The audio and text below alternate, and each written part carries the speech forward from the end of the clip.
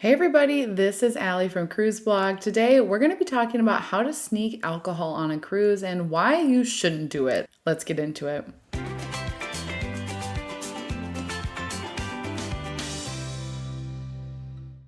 It's official, you've just booked your cruise vacation and now you're considering add-ons like excursions, Wi-Fi, specialty dining, and more.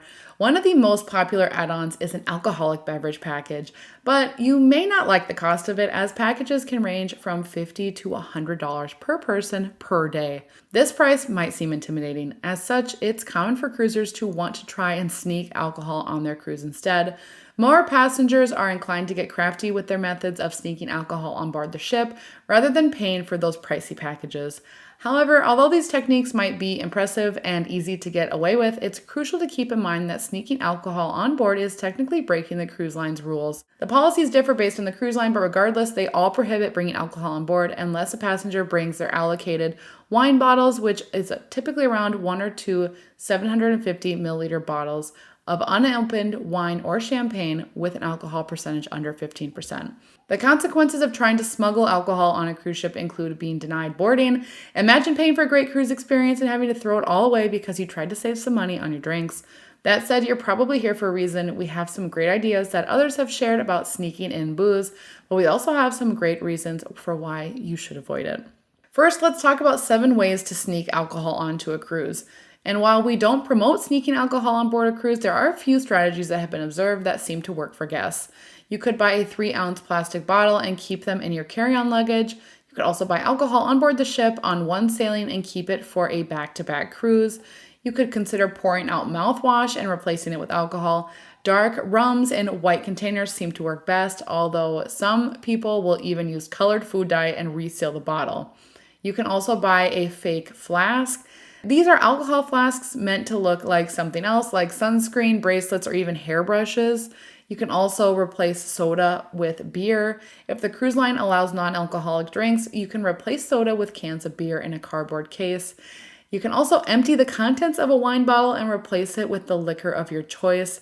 Those who have been successful using this method have placed a heat-activated shrink wrap over the cork and often use food dye to mimic red wine. You could also purchase rum runners. These are transparent, sealable plastic bags that are supposed to not look like hidden bottles. But what happens if you get caught bringing alcohol on a cruise? While there is little risk in sneaking on alcohol, the bottom line is that it is against the cruise line's rules, and there are some good reasons not to do so.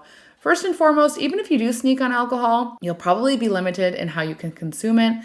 You will have to constantly go back to your cabin to get refills, plus you may be forced to pay for mixers like soda or non-alcoholic cocktails, which negates the savings of sneaking alcohol on board. Imagine having to go to a bar for a soda or mocktail just to run it back to your stateroom to add alcohol. That would not work if you were attending a show or some sort of activity, or you would have to budget time to return to your stateroom in the evening, which leaves you less time to fully enjoy the ship's onboard experience. You also have to think about how much you'll be spending to prep. Do you have hidden flasks already, or do you need to actually purchase these?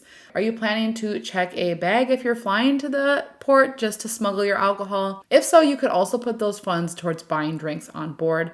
Moreover, no matter how much you manage to sneak on, you will never have the same selection or supply as any ship bar can provide. Part of the fun of cruising is trying new things and indulging in drinks that you otherwise would maybe not. If you're limiting yourself to the alcohol that you snuck on board, you might miss out on finding one of your new favorite drinks. There's also risk involved in sneaking alcohol on a ship because if you're caught, you will lose out on the cost of the alcohol, as well as any special containers that you tried to bring them on board with. Since you will likely end up paying for drinks if your contraband booze is gone, this will add to the overall cost of your foiled smuggling operation, especially since you would have lost out on any pre-cruise sales. If, for instance, you pre-purchase Carnival's drink package, you can save up to 10% per day. Likewise, Royal Caribbean offers sales that sometimes discount their drink packages by 20% or more per day. Just make sure that you purchase them by the cutoff date. It's also worth noting that many cruise lines allow guests to bring a limited amount of wine or champagne on their cruise. Not only is this allowed by the cruise lines, it can significantly assist in reducing the overall drink cost. Royal Caribbean, for instance, allows guests to bring one 750 milliliter bottle of wine or champagne on board per person. They used to allow 2 bottles per stateroom, however, they recently changed their policy.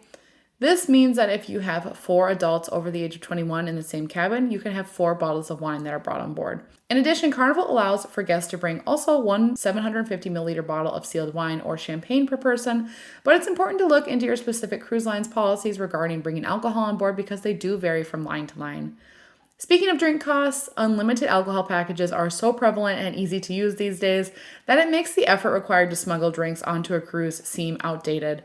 After all, sneaking in booze was an idea that came from a time when unlimited beverage packages did not exist. Today, drink packages provide an economic way to enjoy drinks on a budget. If you're sailing on a tight budget, consider also drinking while in port, as the drinks tend to be much cheaper than on board. Plus, you won't have to go through all the trouble of preparing and sneaking alcohol on the ship. Another great tip is to spend the day at an all-inclusive resort that includes all you can eat and drink.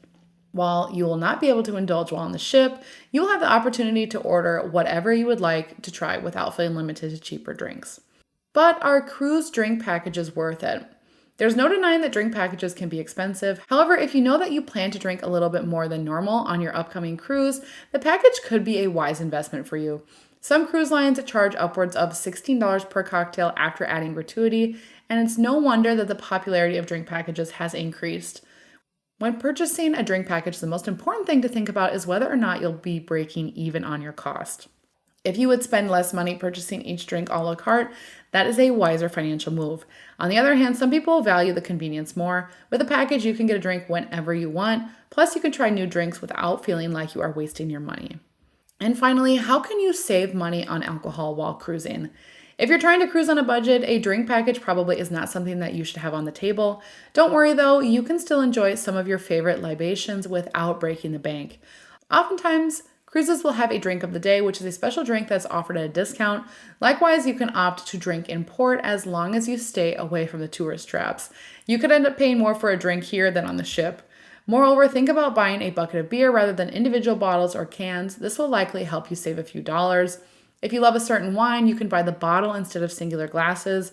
If you don't finish it, you can have it recorked to enjoy the following day. Sometimes there are events on board that will also offer free alcohol. While you won't have a large selection, you might not mind attending an art auction for a free glass of champagne.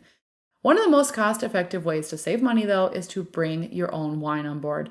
Of course, you will have to follow the cruise line's policies. However, if you can bring your 2 favorite bottles on for less than $40, that is a steal, especially if you are going on a weekend cruise. All right, everybody, that is all we have for today. Thanks for tuning in, and be sure and like and subscribe to our channel so that you can be notified every time we have a new video. Until next time, happy cruising.